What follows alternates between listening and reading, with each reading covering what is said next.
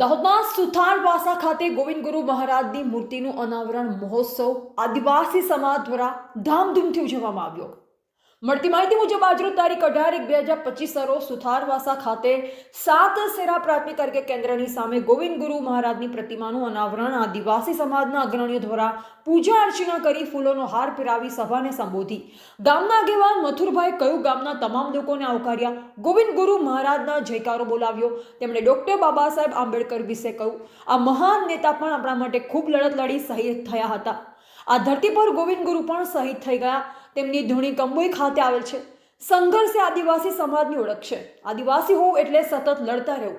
આ લડાઈ માત્ર વ્યક્તિગત જ નથી, પણ આપણા જળ જંગલ અને જમીનને બચાવવાની સામૂહિક લડાઈ છે। આજે દેશમાં કરોડો આદિવાસીઓ વન અધિકાર અધિનિયમ હેઠળ પોતાની જ જમીન માટે કાગળ માંગી રહ્યા છે। આમ તેમણે સમાજને સાથે રાખી મહારાજનો જયકાર બોલાવ્યો। ગરબડાથી નીલમબેન કિશોરે કહ્યું, આપણા બાળકોને કોમ્પિટિશનમાં ભાગ લેવા તેમજ સમાજ માટે કંઈક નવું કરવાની સલાહ આપી, તેમજ આદિવાસી સંગઠન મજબૂત બનાવવા હાંકલ કરી। આ કાર્યક્રમનું સંચાલન દીપસિંહભાઈ બારિયા દ્વારા કરવામાં આવ્યું। સુથારવાસા સરપંચ તાનસિંહભાઈ માવી, મુર્દા સરપંચ લાલુભાઈ ભાભોર, લીમડી ડોક્ટર અનિલ બારિયા, ડોક્ટર કમલસિંહ ડામોર, મધ્યપ્રદેશ કાકવાણીએ આદિવાસીના ઇતિહાસ અને ગોવિંદ ગુરુ મહારાજનો ઇતિહાસ અને તેમના આદિવાસી સમાજ માટે ભીલરાજની માંગણીનો સંદેશ ઉજાગર કર્યો।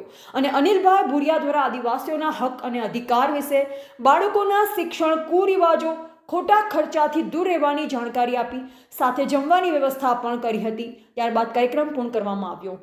રિપોર્ટર હિતેશ પ્રજાપતિ, દાહોદ। आज सभी को जोहार, जिंदाबाद, जय भील प्रदेश साथियों। आज हम लोग लिमड़ी के सुथारवास में यहाँ पर खड़े हैं। आज हमारे गुरु जो आदिवासियों के हमेशा संवैधानिक हक, अधिकार और भक्ति के माध्यम से आदिवासियों में जन जागृति लाने वाले परम आदरणीय गुरु गोविंद जी की यहाँ पर मूर्ति स्थापित की गई है। मूर्ति स्थापित होने के साथ साथ उनके विचारधाराओं को यहाँ पर स्थापित करने का पूरा प्रयास किया जाएगा। उनकी विचारधारा जो जन जागृति इतने सालों से ये लड़ते आ रहे थे, लड़ते हुए शहीद हुए, उस लड़ाई को हम लोग यहाँ पर स्थापित किया है। और स्थापित करने के साथ में हम लोग गांव-गांव में इनकी जो विचारधारा तो जल जंगल जमीन और संवैधानिक हक, अधिकार और भक्ति के माध्यम से हमारे समाज में जो कुरीतियां हैं उसको त्यागने का, छोड़ने का पूरा प्रयास किया गया था।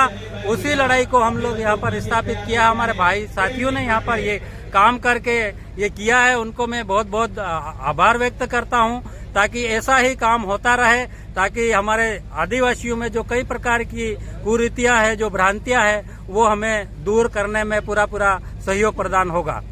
तो मैं यही निवेदन करूंगा कि सभी गुजरात के साथियों को और मध्य प्रदेश के बॉर्डर पे है और मध्य प्रदेश के भी साथियों से कहना चाहता हूं कि ऐसे ही जन जागृति का शिविर हमें जगह जगह लगाना चाहिए और जल जंगल जमीन और संवैधानिक हक, अधिकार और आरक्षण की बात करना चाहिए। भील प्रदेश की मांग करना चाहिए। भील प्रदेश लेकर आएंगे। जोहार, जिंदाबाद, जय आदिवासी महाराज की जय।